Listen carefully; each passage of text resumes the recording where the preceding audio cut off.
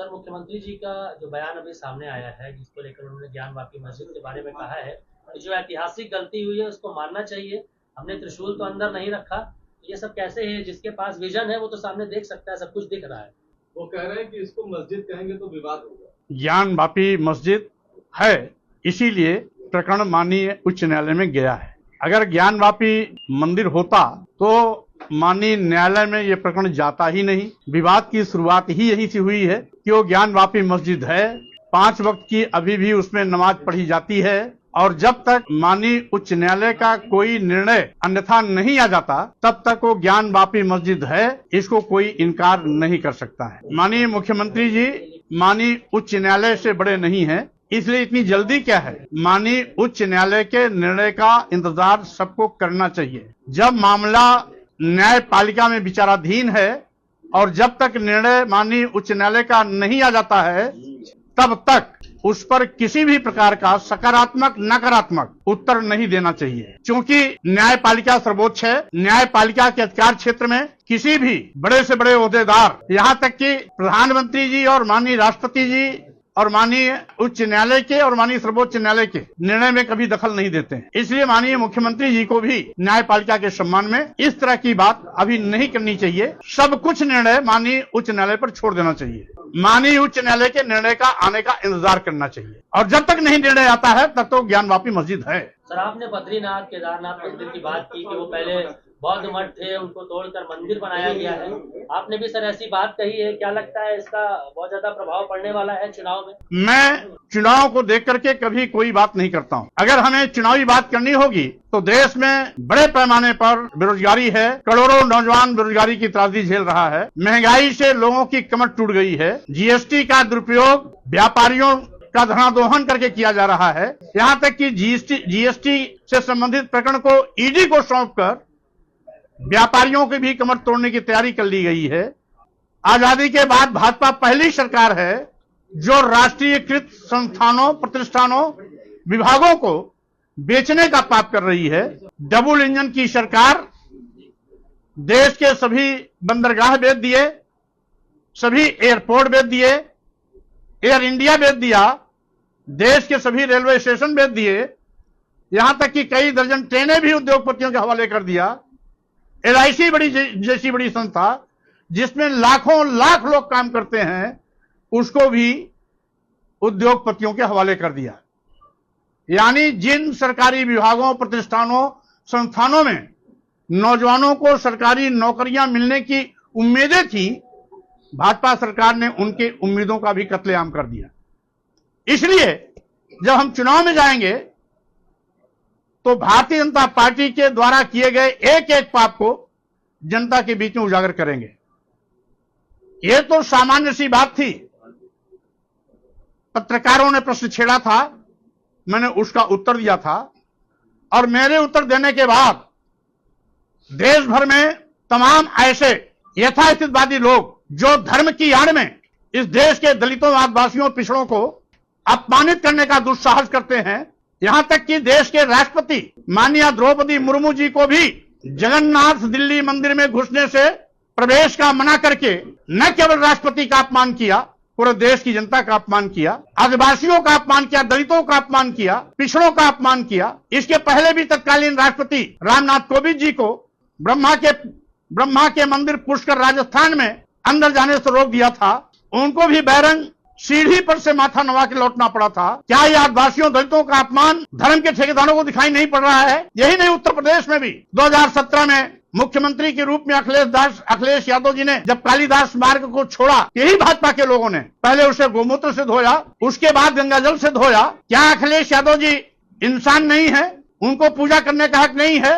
क्या राष्ट्रपति रामनाथ कोविंद जी राष्ट्रपति होने के बावजूद भी भारतीय जनता पार्टी के लिए अस्पृश्य हैं? क्या राष्ट्रपति होने के बावजूद भी द्रौपदी मुर्मू जी इस योग्य नहीं है तो मंदिर में जा सकती हैं? इसका मतलब है धर्म के ठेकेदारों ने दलितों, आदिवासियों, पिछड़ों को समय समय पर जिस तरीके से अपमानित किया है, लगता है हिंदू धर्म दलितों, आदिवासियों, पिछड़ों के लिए नहीं बनाया गया, यह केवल एक वर्ग जात के लिए बनाया गया है। और वही जाति वर्ग के लोग जब जिसको चाहते हैं मंदिर में जाने देते हैं और जब जिसको चाहते हैं मंदिर में प्रवेश से मना कर देते हैं। यानी यह एक वर्ग विशेष का धर्म है। अगर आदिवासियों का धर्म होता, दलितों का धर्म होता, पिछड़ों का धर्म होता, तो शायद यह महामहिम राष्ट्रपति द्रौपदी मुर्मू जी के अपमानित करने का दुस्साहस नहीं करते, तत्कालीन महामहिम राष्ट्रपति रामनाथ कोविंद जी को अपमानित करने का दुस्साहस नहीं करते, अखिलेश यादव जी के कालिदास मार्ग खाली करने पर गोमूत्र और गंगाजल से धो करके अखिलेश यादव और पूरे दलितों, आदिवासियों, पिछड़ों को अपमानित करने का पाप नहीं करते, तो स्वाभाविक रूप से यह धर्म के हितैषी नहीं है, यह धर्म के दुश्मन है। और जिसके नाते बारी बारी से सबको अपमानित कर एक एक को धर्म के बाहर का रास्ता दिखाने का घिनौना खेल खेल रहे हैं। सर, जो मुहिम आपने शुरू की है, तो क्या ऐसा लगता है आपको कि बौद्ध धर्म का पूरा समाज अब आपके साथ, यानी कि समाजवादी पार्टी के साथ आगे रहेगा? जबकि प्रधानमंत्री मोदी कहते हैं कि बौद्ध धर्म हमारा अंग है, उनकी टीचिंग्स पर चलने की बात कहते हैं गौतम बुद्ध। दुनिया में भारत की पहचान बुद्ध से है, बौद्ध दर्शन से है। इसलिए हमारे देश का कोई भी प्रधानमंत्री या कोई भी राष्ट्राध्यक्ष, राष्ट्रपति देश के बाहर दुनिया के किसी देश में जाता है तो वह बुद्ध का ही हवाला देता है कि हम उस भारत भूमि से आए हैं जहां बुद्ध पैदा हुए थे। इसलिए चूंकि दुनिया में भारत की पहचान बुद्ध से है, इसलिए माननीय प्रधानमंत्री जी, महामहिम राष्ट्रपति जी भगवान बुद्ध की बात करते हैं, बौद्ध दर्शन की बात करते हैं। लेकिन कल मैंने बद्रीनाथ धाम, केदारनाथ धाम के साथ साथ अन्य दर्जनों धामों के विषय में तमाम इतिहासकारों का पक्ष भी रखा। अगर हिंदू धर्म, बौद्ध धर्म एक ही है तो बौद्ध मठ तुड़वा करके हिंदू तीर्थ स्थल क्यों बनाए गए हैं? इसका मतलब है दिखावे के लिए। तो ये बौद्ध धर्म और हिंदू धर्म को एक बताते हैं, लेकिन इतिहास इस बात का गवाह है कि अगर एक होता तो बौद्ध मठ तोड़े नहीं जाते, बुद्ध की मूर्तियां छिन्न भिन्न नहीं की जाती और बौद्ध मठों को हिंदू तीर्थस्थल में परिवर्तित नहीं किया जाता। स्वामी जी, क्या मुख्यमंत्री का जो आज का बयान है, इसको आप चुनावी दृष्टिकोण से भी देख रहे हैं? अब ये तो माननीय मुख्यमंत्री जी जाने कि किस उद्देश्य से इस निर्णय को दिया, इस बात को कही है।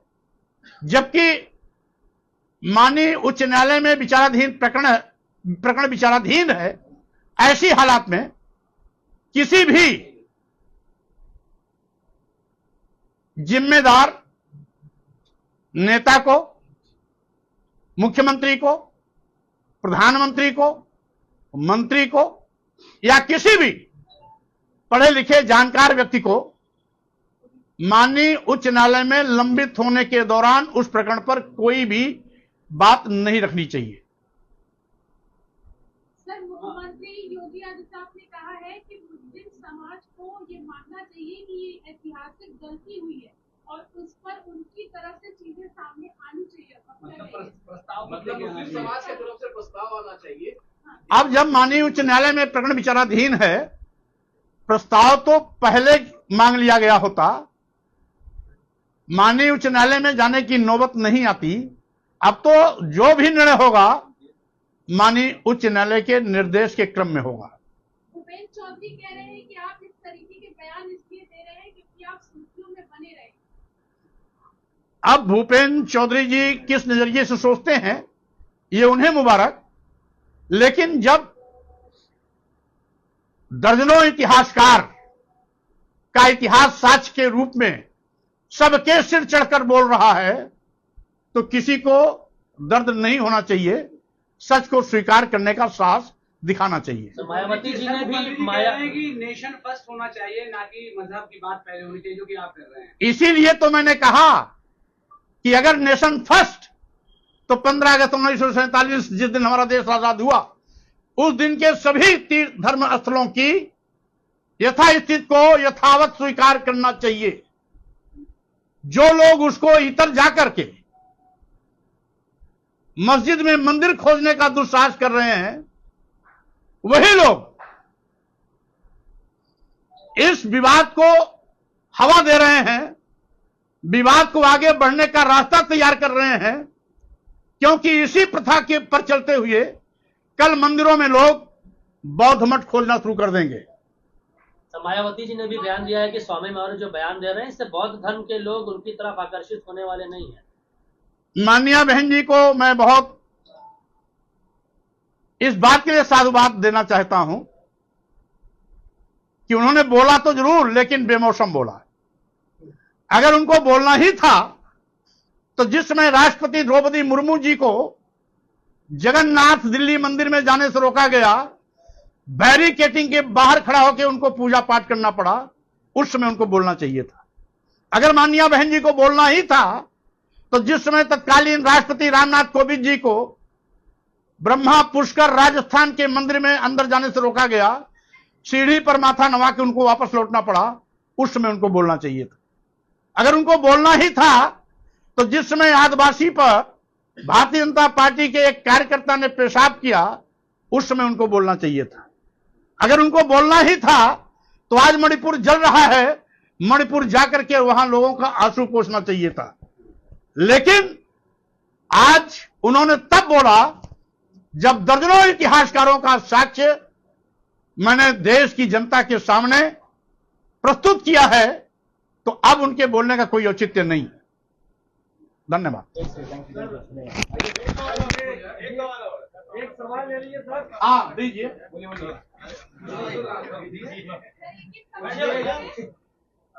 ये जितने भी जो आप मंदिर हैं, तो क्या इनकी जांच की आप मांग कर रहे हैं? किससे मांग कर रहे हैं? अभी मैं मांग नहीं कर रहा हूं, अभी मस्जिद में मंदिर खोजने वालों को सावधान कर रहा हूं कि नई परिपाटी मत डालिए। 15 अगस्त 1947 के दिन के सभी धार्मिक स्थलों की यथास्थिति को यथावत स्वीकार करिए। देश में अमन चैन बनाए रखिए, भाईचारा बनाए रखिए, आपसी सौहार्द को तोड़ने का पाप मत करिए, देश को बांटने का बीज मत बोइए, देश में शांति बनी रहे। भारतीय संविधान भी यही चाहता है कि सभी धर्म पंथ संप्रदाय समान रूप से मिलजुल कर आगे बढ़ें। धन्यवाद। जिस तारीख की आप बात कर रहे हैं इस पर